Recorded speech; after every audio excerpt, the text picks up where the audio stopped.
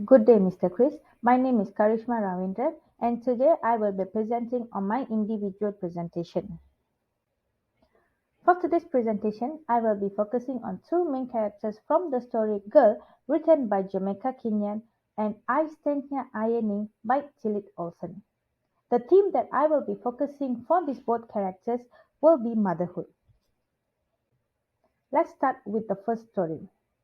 Girl by Jamaica Kenyon.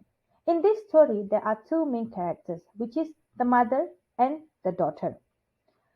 Further, I will elaborate on how these two mother and daughter relationship can actually correlate to the theme motherhood.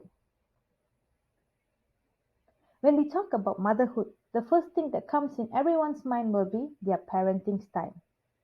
Comparing those days and nowadays generation, the parenting style is actually quite different as nowadays parents are quite flexible and they feel that it's equal to treat the daughter and the son equally.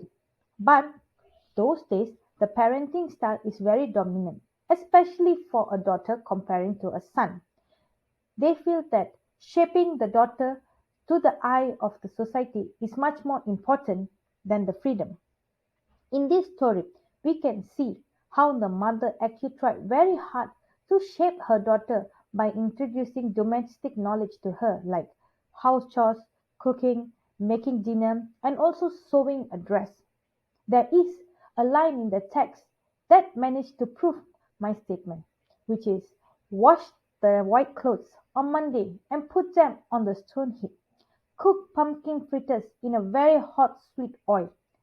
Soak saltfish overnight before you cook it. For the mother, she knows it is very important to actually have her daughter to act as a woman, as how the society portrayed her to be, and also portrayed how she should be when she becomes a mother. In the story, we can see that the daughter would actually start to misguide her pathway, and the mother feels that she's the only one who is able to guide her daughter to bring her back to the correct pathway to the eyes of the society. When you read the story, you can realize the relationship between the mother and the daughter can be considered very mechanical. The author made it look like that so that we can see that the daughter always listens to the mother like a good daughter should be. This is how you sew on a button. This is how to make a buttonhole for the button you just sewed on. This is how to hem a dress. From this line, we can see how the mother emphasizes the responsibility for the daughter so that she will live up to the woman's reputation of the society. The mother also teaches the daughter on how she should live her life without promiscuting by calling her out if she has done something wrong. The line goes, on Sundays, try to walk like a lady and not like the slut you are so bent on becoming. The author made the right decision by putting all this, as all of this description was taken from those days and how those days daughters live and all. Moving on to the conclusion, we can see that the mother has a very high expectation on how her daughter should grow. She wants her daughter to be a very strong and respectable woman like her in the eye of the society. But in order to do that, the daughter will need to experience not will need to experience life, the reality, instead of following her instruction blindly.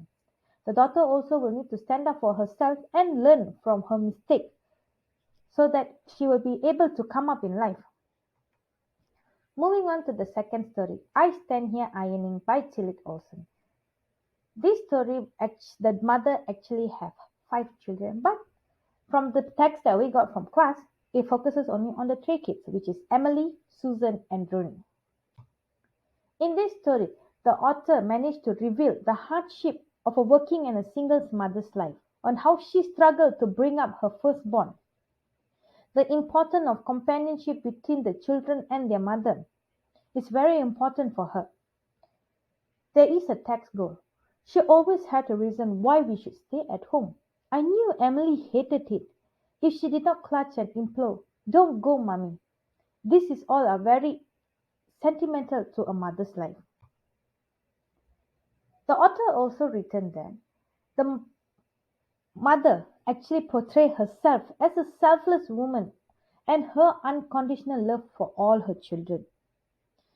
The mother was willing to sacrifice a lot of things for her firstborn Emily. When you see in the text, you can see there's a line goes, "When she's 8 years old, I had to leave her daytime with the woman downstairs, to whom she was no medical at all, for I worked or looked for work."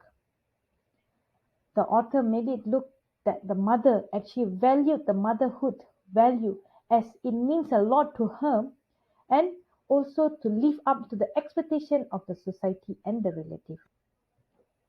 The conclusion will be the mother should be able to come all the obstacles given to her during her firstborn and her secondborn, and the choices that she made is very important as it set as a guidance to bring up her kids. That's all from today's presentation. Thank you.